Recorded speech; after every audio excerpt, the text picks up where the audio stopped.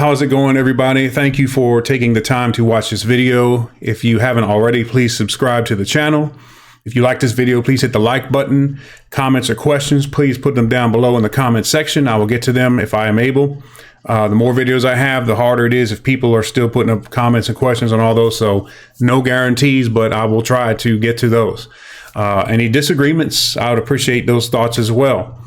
So I'm going to get into this video. As you all know, Herman Cain has died. He died of COVID-19. Some have speculated that he got it from attending the Trump Tulsa rally back on June 20th. May have been true. He wasn't wearing a mask there, but we don't know exactly where this one individual got it from. But either way, it doesn't matter where he got it from in the sense of the aim of this video here. He has passed away from that. And he did have comorbidities as well. To my knowledge, he was a recovering cancer survivor, so that played a significant role, I'm sure. I wouldn't doubt it for just a moment.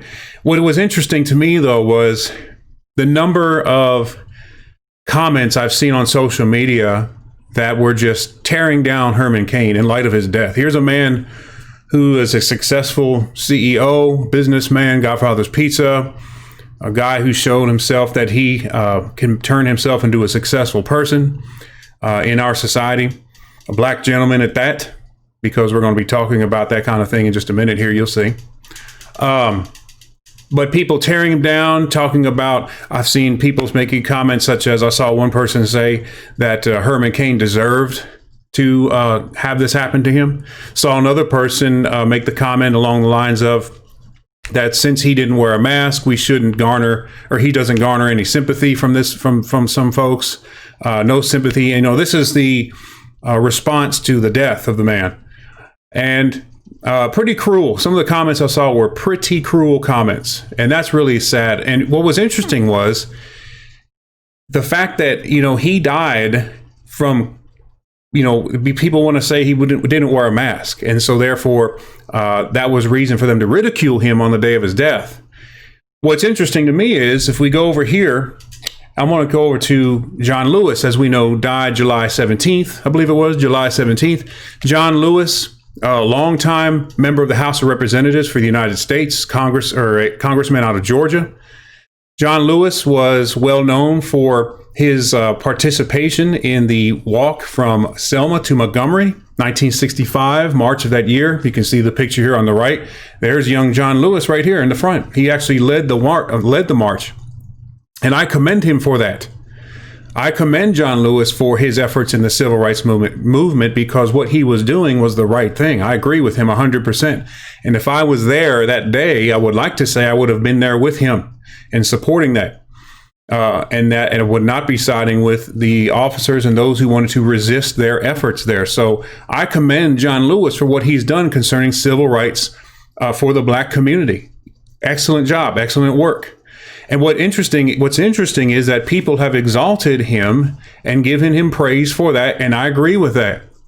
What I find interesting, though, however, is at the same time, people are tearing down statues of individuals who are either were participating themselves in slavery, owned slaves, like some of the founders of the nation, or Confederate generals, or people of the Confederacy who were pro-slavery. People are wanting to tear those statues down and get rid of those things, but lift up people like John Lewis. And I agree that we can lift up John Lewis for the work he's done here. But what I find very fascinating is that when people want to lift him up for a civil rights activist, and I would say, my question would be, sure, but civil rights for who? Civil rights for everyone, or civil rights for the black community, or everybody else except a certain community? Many of you may already know where I'm going with that, and I hope so, because people need to know about this kind of thing, because this will expose the inconsistency, if not or the ignorance, if not the inconsistency in some folks. Did you know that John Lewis has quite a track record for the pro-choice position, the pro-choice movement? John Lewis, while he may have upheld and supported civil rights for the black community, he was very much an enemy and worked against the unborn community. He has a consistent history over years of voting against bills that would help to restrict and limit the performance of certain acts and measures of abortion. I want you to look at a few of these with me. The voters here, let's look at this here. This is from VoteSmart. You can go here and check these things out and do a search over John Lewis's voting records on issues concerning abortion. You can see here, now they let you look at all these so you can read exactly what the bill is about. But if you look down his history here, there's a consistent history of John going through, looking at voting on issues concerning abortion, voting against those things that would help to limit and prohibit and restrict abortion access. He was very much opposed to those things. Here's VoteSmart. Watch this here. Concerning abortion, they really could not get a comment official position from him, but according to votesmart.org, he signed a letter which says, "We believe that each of us should be able to make decisions about pregnancy and parenting that are best for our families without political interference." This is a typical statement made by those in a pro-choice position, that they think deciding to abort a child should be left up simply to the parent and to the family and to physicians and so forth, those whom the pregnant woman desires to have involved in the process. And that's the position pretty much that John Lewis took as well. I want you to look at some things here, folks. Here are just a sample, and this is, you can see the website I go to, this is congress.gov. Here's a sample of some of the bills that John Lewis voted against. I want you to pay close attention to this, because we're talking about exalting, we're talking about lifting up this man in his death. I mean, Barack Obama spoke at his funeral today. George W. Bush spoke at his funeral. I didn't see who else spoke there, but that was today. He was laid to rest today. And people spoke there, and they're praising what a wonderful guy he was. But I want you to consider what else was involved in this, because while we are picking apart other people, let's be consistent and see what else. While we're tearing down statues, let's be consistent and see who it is we are lifting up to replace those things. So John Lewis, notice this. This is Partial Birth Abortion Act, 2003. So we're talking about 17 years ago, right? Now, notice this. Partial Birth Abortion Act. Partial Birth Abortion Act. Notice this with me here, right here, 2003. It amends the federal criminal code to do what? To prohibit any physician or other individual from knowingly performing a partial birth abortion, except when necessary to save the life of a mother that is endangered by a physical disorder, illness, or injury. So the only time this bill allowed a partial birth was because the goal was for what? To save life, to save the life of the mother. So the goal wasn't to kill the child. The goal was to save the mom. Anyways, this Partial Birth Abortion Act was to prohibit that, from knowingly prohibit a physician or any other individual from knowingly performing a partial birth abortion. John Lewis voted against that. He was saying that should not be restricted. People should not be prohibited from knowingly performing a partial birth abortion. Folks, do you know what happens in a partial birth abortion? If there are tender ears watching, or innocent ears, or listening rather, I would suggest you take this time to cover those ears or walk away or something. During a partial birth abortion, the child is partially delivered through the birth canal. So basically what is exposed from the vagina, out of the cervix, hanging out of the woman's vagina, is you have the legs of the child, the torso, the trunk, and the arms. But the head is still in the birth canal, because at this point, the child is legally not considered born yet, right? And this is something I'm going to talk about at another time, because I have something in store for all these things here. But in this process, though, what happens is doctors will take a pair of scissors. They will plunge those scissors into the back of the head, back of the neck. There's a hole in the back of the skull, the cranium, called the Foramen Magnus, excuse me. It's basically the hole in the base of the skull where your spinal cord goes up and connects to the brain. They shove the scissors in there, open a hole up, and the baby, and mind you, the child is alive during all of this. The child is alive, and they insert a little curette, like a giant straw, big straw, into there, and they basically runs like a vacuum. They turn it on, and it basically sucks out all the brain matter. And what happens in the end is the head collapses and it comes out and the baby's delivered dead at that point. This is what John Lewis voted against, saying this kind of thing should not be prohibited. He wanted to allow doctors and other people the free option to choose to be able to do something like this. Now, you can go here to, where was that? Actions, and you can see the vote. Roll call 242 for this. And this bill was to prohibit that partial birth abortion. And here is John Lewis from Georgia, and he said nay. He is against the bill that prohibits the partial birth abortion. He's against that. Let's look at another one. The Unborn Child Pain Awareness Act of 2006, which basically says it amends the Public Health Service Act to require an abortion provider who knowingly performs an abortion on a pain-capable unborn child. Now, you go ahead and read the rest of this. But the point is, this act, it says if a doctor is going to perform an abortion on a child that is able to feel pain, he has to inform the mother about that prior to the procedure. John Lewis, again, voted against this, saying the doctor does not have to inform the mom that her child that she's about to abort is going to feel this when it happens. When that child is dismembered, when that child's limbs are ripped from its body, or when the child is poisoned, or when the child is starved, these are different procedures different methods in which you can abort a child. But the whole point is a child that is going to be, if there's going to be pain experienced, the doctor does not have to inform the mom about that. John Lewis said, no, he's not going to make that a requirement. And so he voted against this bill. We can see this vote right here. Once again, I want you to see this with me, folks. Here's John Lewis right here of Georgia. Nay. He voted against this bill. And the bill was to require that the doctor has to inform the mother. When the doctor knows the child is going to feel this, he has to inform the mom. John said, no, the doctor should not have to inform that. Why is John Lewis so much against the protection of the unborn? Why is he okay with people killing a child whose body is outside of the mother's womb and is alive? Why is he okay with someone shoving scissors into the back of someone's neck and sucking out their brain? The civil rights activist, though, right?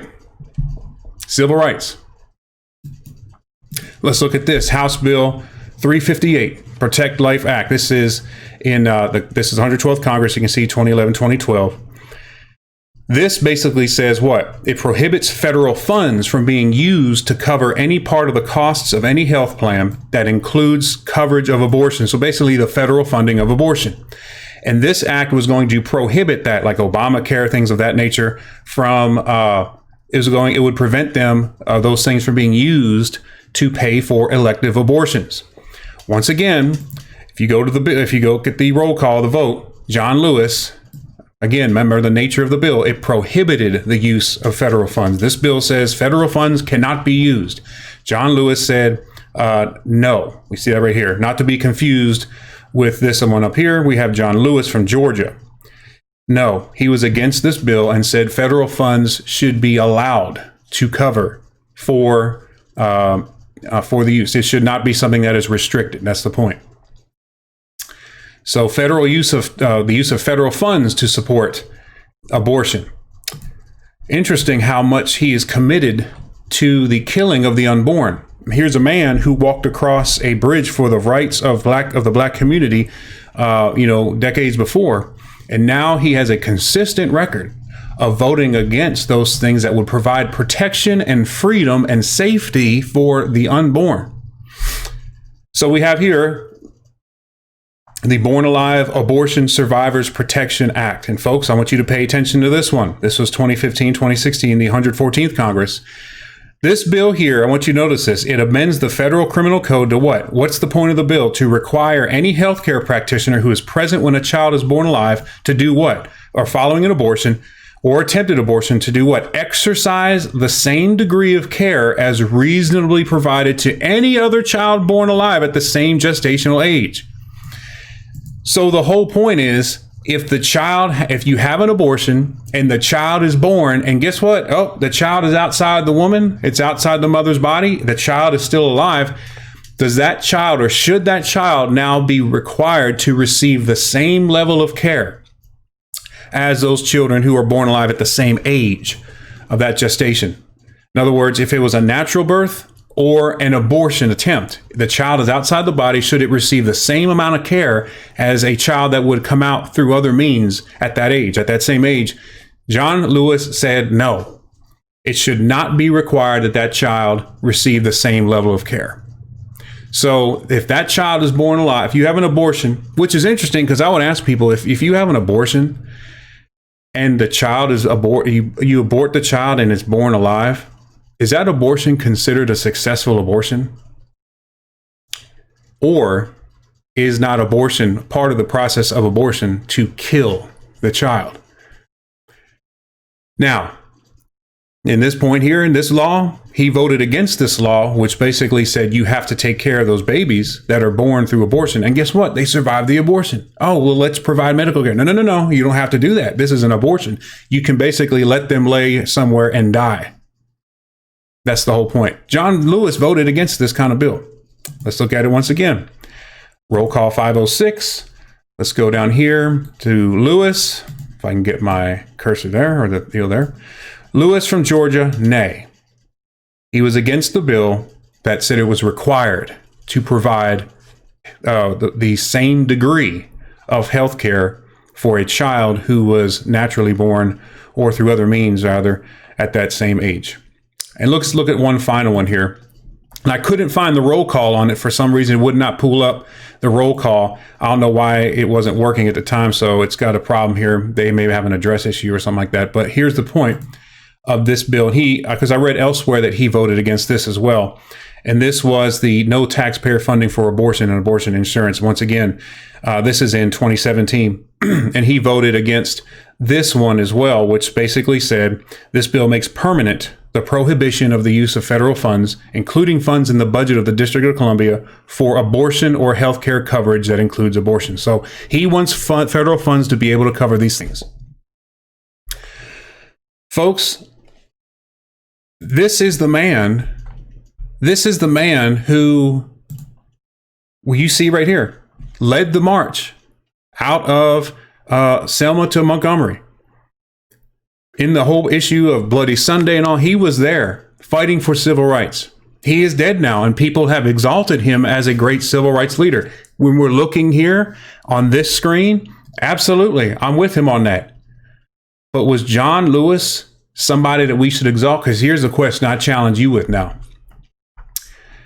We are tearing down statues. Why? Because of people and these statues that are representing people who are what? Slave owners or in the Confederacy. What's it all have to do with anything? The oppression of a community of people, particularly the black community, right?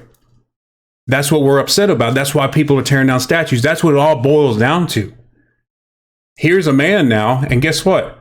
There's a school right here in, where are we at here? Yeah. A Virginia high school, look at this, is going to be, for the upcoming school year 2020, 2021, they are now renaming the school from Robert Lee. And this is ironic because they say, oh, look, here's this, Confederate general, as we see here, Confederate General Robert Lee. And, we can't, it's like it says right here, the name Robert Lee is forever connected to the Confederacy. Can't have that name on our school. So we're going to replace the school with John Lewis. So it's going to be John Lewis High School, John R. Lewis High School. Which to me is very inconsistent. You're basically taking down one and now you're replacing it with another. In the one sense, you're tearing down a name because of its oppression and racism and dehumanization of the black community, and you're replacing it now with a name that was with the oppression, the dehumanization, and the mistreatment of another community. In this case, the unborn community.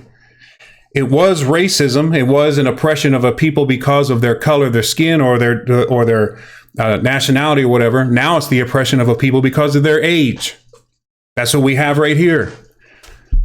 And people want to exalt him, and they'll give him credit. And I've seen some of the people, I've seen friends of mine who are praising John Lewis, the same individuals tearing down Herman Cain on the day he died. Why? Because he didn't wear a mask. We can't acknowledge the sadness of his death, or if we do, we just give it a passing hat tip, and then we go back to criticizing him for not wearing a mask.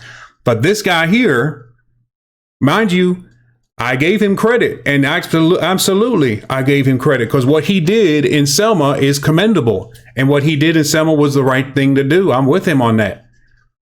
But my point is, why can't we make a distinction here and say he did this thing was good and he did this was bad, instead of saying he's this wonderful, great guy, but here's this guy over here who was against, or who was a part of the Confederacy or had slaves, and we just got to destroy this person from any kind of public view because he was a horrible person. Look what he did. Well, I asked the same question. Look what he did.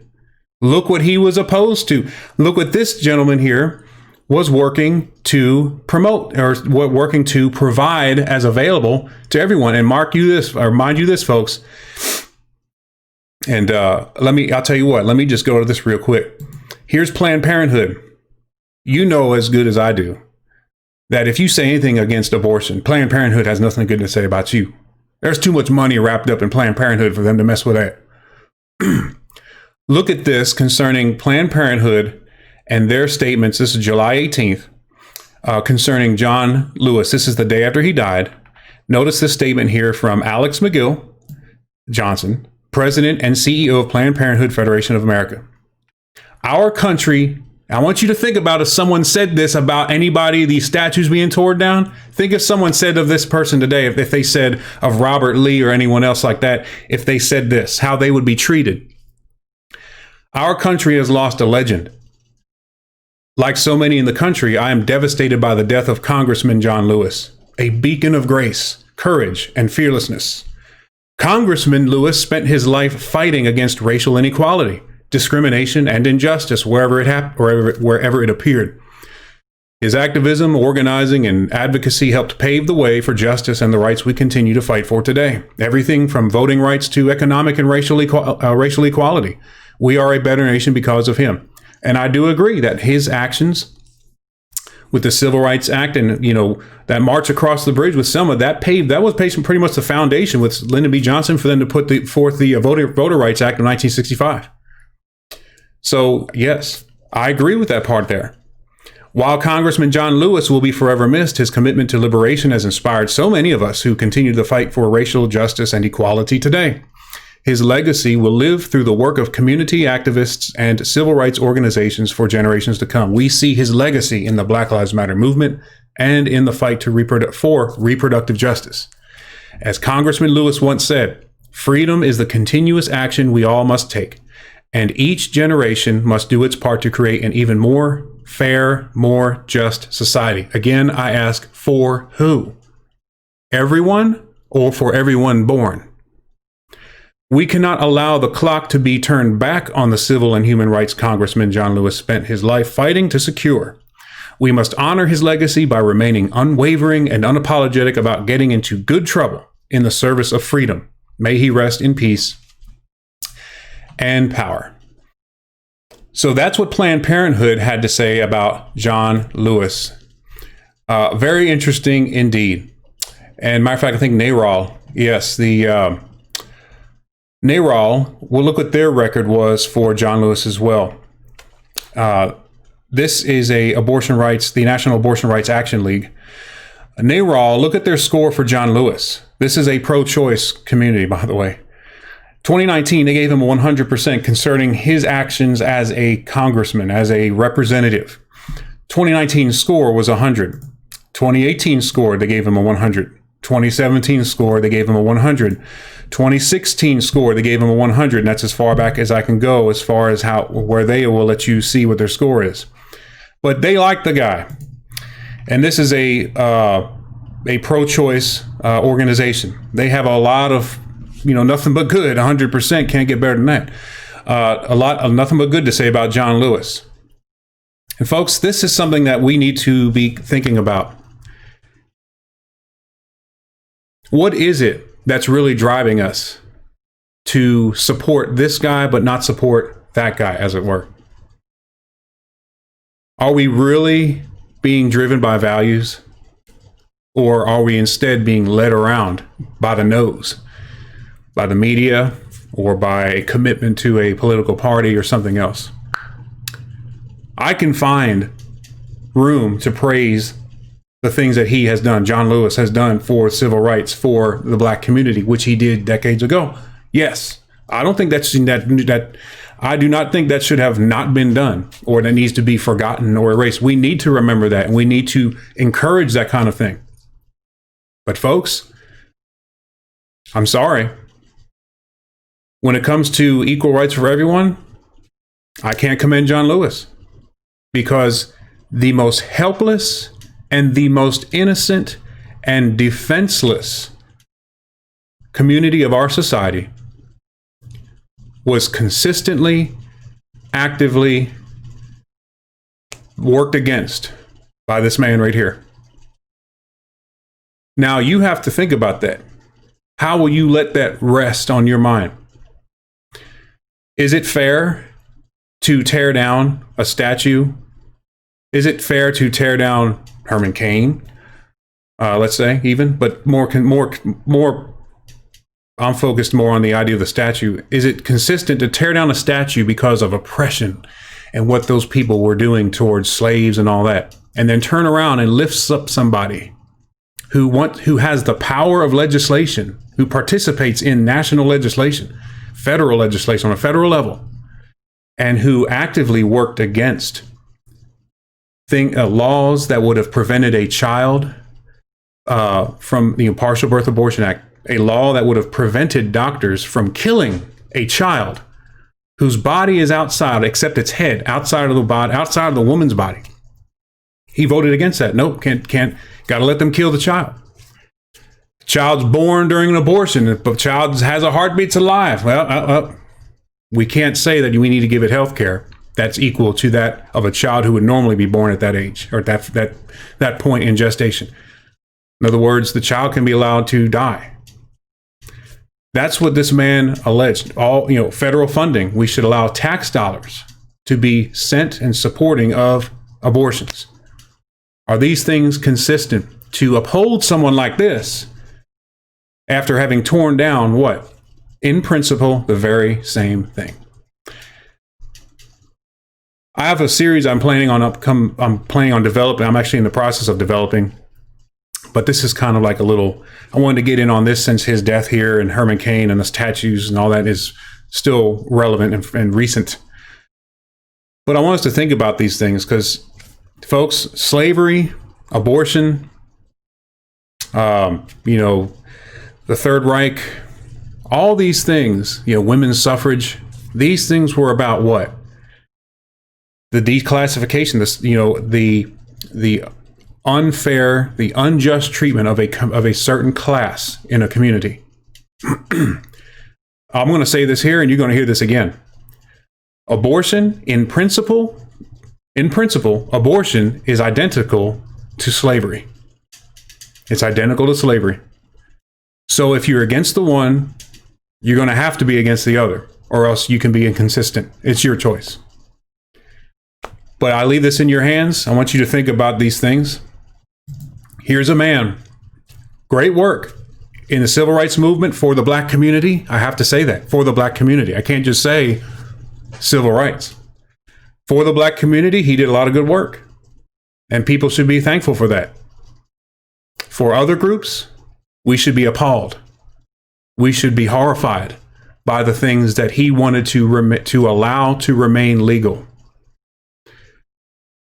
And if that has a problem in your mind, if you have a problem with him being for those kind of things, being promoting of that kind of treatment of the unborn, I don't know what else to tell you. I really don't.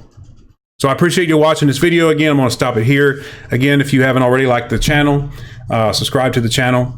Have any questions or comments on the videos, please leave them in the comments section and I'll get to them. And when I get there, and I'll get to answering them when I get a chance. So yeah, that's the issue though. There's this guy. I mean, many ways respectful, other ways reprehensible. Reprehensible.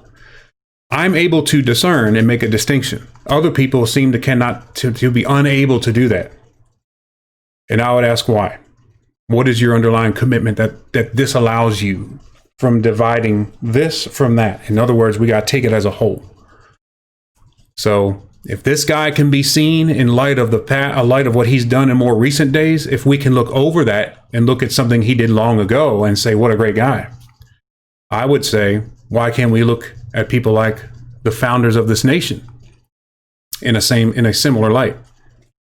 They had these flaws, but I can acknowledge good things they've done. A mature mind that thinks on these things and controls the emotions. When we do those things, I think we can all clearly see that there's room for that.